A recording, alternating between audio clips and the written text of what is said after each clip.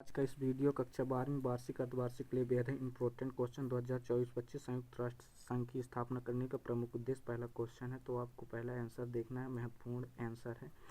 संयुक्त राष्ट्र संघ की स्थापना करने का प्रमुख उद्देश्य होगा शांति सुरक्षा बनाए रखना तथा युद्ध को रोकना, आर्थिक सामाजिक कोरोना वायरस आदि संक्रमण रोगों का इलाज करना तथा जितने भी विश्व में तमाम लड़ाई झगड़ों को शांत करना। यही है संयुक्त राष्ट्र संघ की स्थापना करने का प्रमुख उद्देश्य। अब आपका दूसरा क्वेश्चन हो जाएगा स्ट्रगल फॉर सर्वाइवल कानून क्या है। इसका बेहद इंपॉर्टेंट क्वेश्चन है, 2 नंबर को पूछा जाएगा वार्षिक में। स्ट्रगल फॉर सर्वाइवल कानून कानूनों से संबंधित है जो राज्यों को भाषा के आधार पर गठित करने से संबंधित है। भाषा के आधार पर गठित करना, जब भारत आज़ाद हुआ था तब बड़े बड़े प्रांत को भाषा के आधार पर गठित करना पड़ा था, जैसे आंध्र प्रदेश, पंजाब, राजस्थान। अब इनको भाषा के आधार पर बनाया गया राज्य है। जैसे राजस्थान में राजस्थानी बोला जाता है, पंजाब में पंजाबी, आंध्र प्रदेश में तेलुगु भाषा का उपयोग अधिकतर किया जाता है। भाषा के आधार पर इन राज्यों का गठन किया गया था। ऐसे ही अनेक प्रकार के राज्य अभी हैं। तो अब आपका आ गया तीसरा क्वेश्चन, जो कि 2 नंबर का ये भी क्वेश्चन है।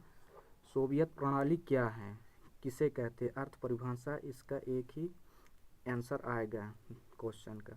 सन 1917 में रूसी क्रांति हुई थी, वहाँ पर कम्युनिस्ट पार्टी की स्थापना हुई थी। यह सरकार साम्यवादी विचारधारा के थे। यहाँ क्रांतिकारी पूंजीवादी व्यवस्था के विरोध में हुई थी। सभी नागरिक स्वतंत्र पूर्वक हो, यही सोवियत प्रणाली कहलाता है।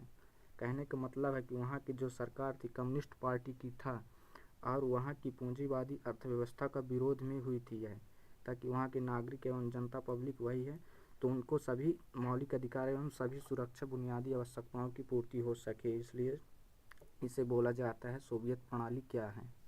अब आपका आ जाएगा सोवियत प्रणाली की प्रमुख खामियां, जिसे बोलते हैं कमियां।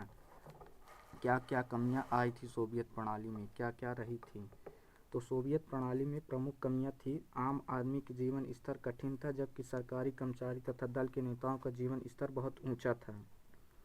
आम आदमी का जीवन बहुत कठिन था, जैसे कि हम लोग जैसे गरीब आदमी का जीवन स्तर वहाँ कठिन था, और जनता मतलब सरकार और कर्मचारी लोगों के जीवन स्तर बेहद ही पूर्ण तरीके से अपना जीवन स्तर यापन कर रहे थे। दूसरा है इसी का है, लोगों को शासन की गलतियां तथा कमियों में प्रकाश डालने की कोई स्वतंत्रता नहीं थी। साम्यवादी सरकार और दल के नेताओं का आलोचना नहीं कर सकते थे।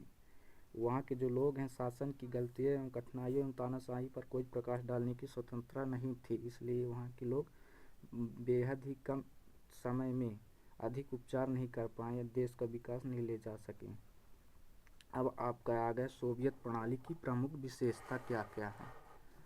तो लास्ट क्वेश्चन है सोवियत प्रणाली की प्रमुख विशेषता। सोवियत प्रणाली में बेरोजगारी नहीं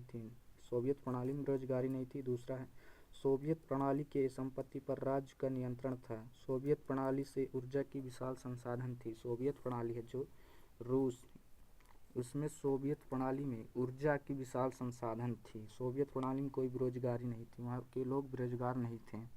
यह क्वेश्चन इम्पोर्टेंट है, ताकि आप इस क्वेश्चन के हिसाब से पेपर में तैयारी करके जाइए। यह क्वेश्चन